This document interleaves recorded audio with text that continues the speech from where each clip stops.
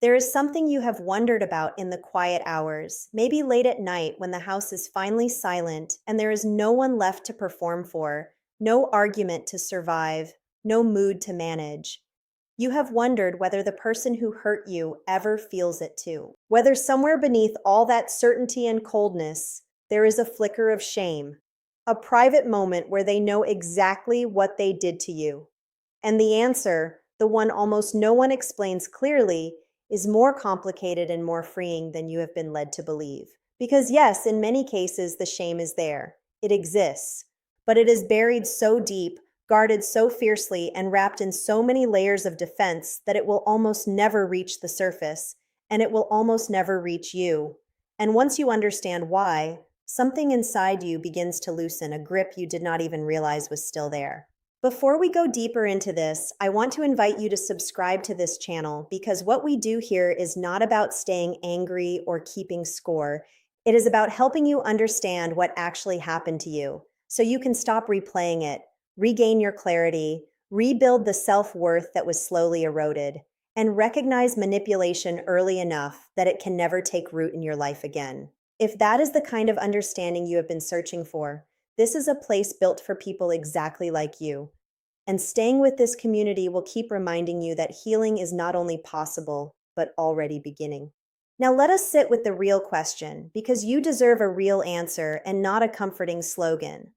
The narcissist you knew is not, in most cases, a person incapable of feeling anything. That is a myth that makes them sound like something inhuman, and it actually keeps you confused because you remember moments that felt real, moments of warmth, of apology, of what looked like vulnerability. What you are dealing with is not an absence of emotion, but a catastrophic inability to tolerate certain emotions, and shame sits at the very top of that list. To understand this, you have to understand the structure of the personality itself, the thing psychologists often call the false self.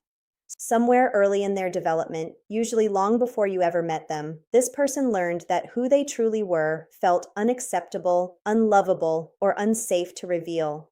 So they built something over it, a constructed image, a performance of superiority, charm, competence, or importance that they present to the world and, crucially, to themselves. This false self is not a strategy they consciously chose. It is a survival structure, and they depend on it the way you depend on air. Here is why that matters to you.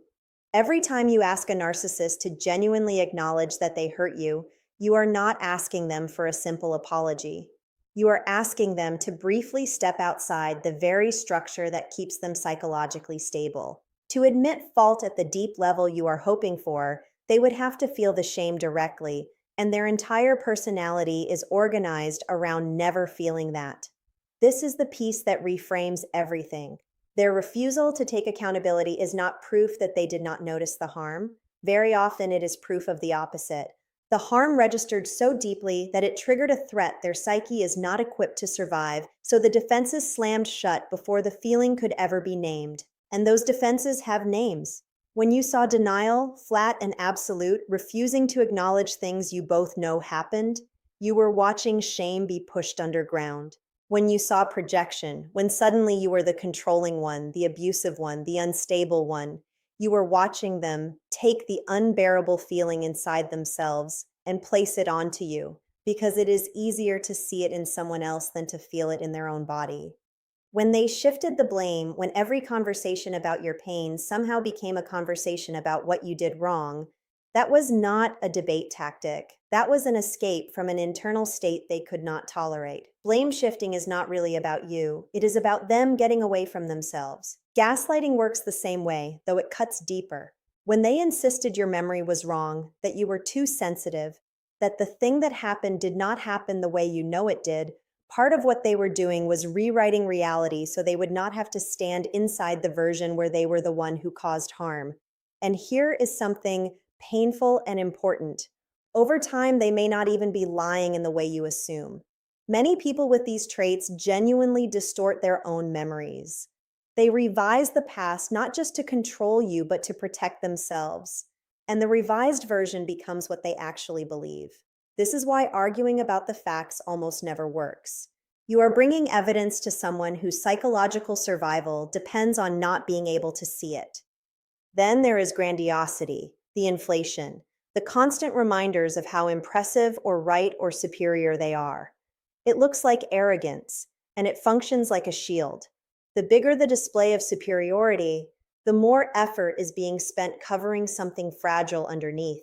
This is one of the great paradoxes you have to understand. The most inflated exterior often sits directly on top of the most fragile interior, and rage, the sudden disproportionate fury that seemed to come from nowhere over something small, that is what happens when the shield is threatened. Psychologists call it narcissistic injury, and narcissistic rage is the immediate defensive explosion that follows it. When you unknowingly touched the shame, when you said something that briefly cracked the image, the reaction was not proportional to your words. It was proportional to the terror of the exposed self underneath. Even the silent treatment, that cold withdrawal that left you anxious and confused, serves the same function. When they cannot win, cannot control the narrative, and cannot tolerate what they might feel if they stayed present, they disappear emotionally. It punishes you, yes, but it also protects them from a confrontation with themselves. The same is true of the smear campaign, the triangulation, the pulling of other people into your relationship to validate their version of events. When they told others a distorted story about you, part of what they were doing was building an external reality that agreed with them, so the internal reality they cannot face never has to surface. If enough people believe their story, they get to believe it too. So I want to be very clear with you because this is where so many survivors get trapped. The presence of hidden shame is real, but hidden shame is not the same thing as guilt, and it is absolutely not the same thing as accountability, empathy, remorse, or change. This distinction is everything, so let it settle. Guilt, in a psychologically healthy sense, sounds like I did something bad, and it leads toward repair. It is focused on the action, and it motivates you to make things right. Shame, particularly the toxic shame that lives inside these personalities, sounds like I am bad, and it leads toward defense, concealment, and escape. Guilt can build bridges. Toxic shame builds walls. When you hope that their shame will eventually turn into a real apology, you are hoping that shame will behave like guilt, and it almost never does, because they are not the same emotion, and they do not travel toward the same destination. This is why you can stop waiting. You can stop analyzing every text, every look, every rare moment of near softness for evidence that they finally understand. Because even if they do understand, even if in some private hour they know exactly what they did, that knowing does not obligate them to act on it, and their psychology is built specifically to prevent them from acting on it. Internal shame is not readiness to change. It is not the seed of growth you keep hoping to water. Sometimes it is just pain with nowhere to go, sealed off behind defenses that have protected them their whole life and will keep protecting them long after you are gone. And I know why this is so hard to release because your own mind was conditioned to stay attached to the question. This is where we have to talk about what actually happened to you, not to them. If you were in a relationship marked by these patterns, you were very likely subjected to something called intermittent reinforcement. The affection, the warmth, the moments of connection did not come consistently. They came unpredictably, mixed in with the coldness and the cruelty. An unpredictable reward is the most powerful conditioning pattern that exists. It is the same mechanism that makes a slot machine so difficult to walk away from. Your nervous system learned that if you just endured a little more, if you just got it right this time, the warmth might return. That is the trauma bond. It is not weakness and it is not love in the way you were taught to think of love. It is a physiological attachment forged through cycles of distress and relief, and it is why leaving felt like withdrawal and why part of you may still ache for someone who hurt you. That same conditioning is what keeps you circling the question of their secret shame. You are still hoping for the reward. You are still waiting for the moment where they finally see you, finally validate the reality you lived through, finally give you the acknowledgement that would make the pain make sense. And underneath that hope is cognitive dissonance, the deep discomfort of holding two truths at once, that this person meant so much to you and that this person caused you real harm. Your mind wants to resolve that tension, and one of the ways it tries is by imagining that they secretly regret it, Because if they secretly regret it, then maybe the person you loved was real after all. I want you to notice that move gently, because it is the very mechanism keeping you tethered.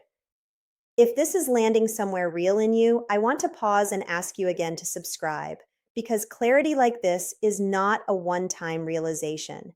It is something you rebuild day after day, and having steady, grounded understanding around you is part of how the confusion finally lifts. This community exists to help you break free from the fog, to hand you the language for things you lived through but could never quite explain, and to remind you that reclaiming your life is not a fantasy, but a process already underway. Staying here means you keep choosing your own understanding over their distortion, and that is exactly the muscle that healing strengthens. So let us turn fully now toward you, because this is where your power actually lives. The first thing to understand is that self blame was never yours to carry.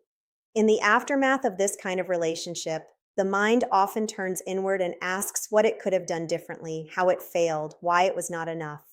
That self blame is not a character flaw, it is a symptom of the conditioning. You were trained to believe the problem was you because a person who takes responsibility for someone else's cruelty is a person who is easy to control. Releasing that blame is not about excusing yourself for imperfect moments. It is about correctly locating the responsibility for the harm, which was never yours to hold. Then comes grief, and I do not want to rush you past it, because grief is not a detour from healing, it is the healing. You are not only grieving the person, you are grieving the version of the relationship you believed in, the future you imagined, the person you thought they were during the good moments, and even the person you were before all of this. That is a profound loss, and it deserves to be honored rather than hurried. Real healing does not mean you stop feeling. It means the feeling stops running your life. As the grief moves through you, something else becomes possible, and that is emotional detachment. Not the cold, forced numbness people sometimes mistake it for, but a genuine loosening of the emotional charge. There comes a point where you can think of them and feel less pull, where their opinion of you weighs less, where the question of whether they are secretly ashamed simply matters less than it used to. That is not you becoming hard, that is you becoming free. Detachment is what happens when you finally take back the emotional energy you were pouring into someone who could never return it. And underneath all of this, your body has its own recovery to do, because trauma does not live only in your thoughts. It lives in your nervous system. If you spent months or years scanning for danger, reading micro expressions, bracing for the next shift in mood, your body learned to live in a state of alert. That is why you may feel anxious, exhausted, hypervigilant, or strangely fragile even after the relationship has ended. Healing the nervous system is slow and physical work. It happens through safety repeated over time, through rest, through relationships that do not require you to brace, through the gradual relearning that you are allowed to relax. Be patient with your body. It protected you the only way it knew how, and it deserves your gentleness now. From this steadier ground, you begin to rebuild the two things that were most damaged: your self trust and your identity. Self trust erodes in these relationships because you were repeatedly told that your perceptions were wrong. So you learn to doubt yourself, to check with them, to question your own reality. Rebuilding self trust means slowly proving to yourself that your perceptions are valid, that your feelings carry information, that you can rely on your own read of a situation again. And identity, that returns too. So much of who you were may have been organized around them, around managing them, pleasing them, surviving them. As that pressure lifts, you get to rediscover what you actually enjoy, what you believe, what you want, who you are when no one is manipulating the mirror. That rediscovery is not selfish. It is the whole point. This is where boundaries become not a technique, but an expression of your restored self. A boundary is not something you enforce on them. It is something you hold for you. It is the line that says, "This is what I will and will not allow into my life." And it does not require their agreement, their understanding, or their permission. In fact, expecting a narcissistic person to respect your boundaries is often another way of keeping yourself entangled. The power of a boundary is that you hold it regardless of their response. You do not need them to change for you to be safe. You only need to stop handing them the key. And so we arrive at the deepest reframe of all. For so long, your emotional life was organized around their approval, their moods, their denial, and their hidden interior. Whether they secretly regretted it, whether they finally understood, whether they might one day admit the truth. But every hour you spend inside their psychology is an hour you are not spending inside your own life. Your freedom does not depend on them ever admitting anything. Your healing does not require their confession.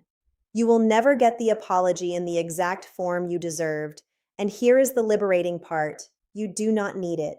You are allowed to close the account without the payment you were owed, not because the debt was not real, but because your peace is worth more than their acknowledgement ever could be. You reclaim your power the moment their approval stops being the currency of your self-worth. When you no longer need them to validate what happened, when you trust your own memory of your own life, when your nervous system settles and your identity returns and your boundaries hold without apology, you have stepped into something they can never touch. Their secret shame, if it exists, becomes irrelevant, not because you have stopped caring about truth, but because you have stopped waiting for them to hand you a truth you already possess. You know what happened, you lived it, you survived it, and no distortion, no denial, no rewritten history, no silence can take from you the fact that you are still here, still becoming, still capable of a life shaped entirely by your own hands. So, as you sit with all of this, I want you to notice that the question you started with has quietly changed. You came in wondering whether they are secretly ashamed of how they treated you. And somewhere along the way, that question loosened its grip because you are beginning to sense that the answer was never going to set you free the way you thought it would. What sets you free is here, inside you, in the slow and steady work of coming home to yourself. And that work is only beginning to reveal what it can become, because the version of you on the other side of this healing is someone you have not fully met yet.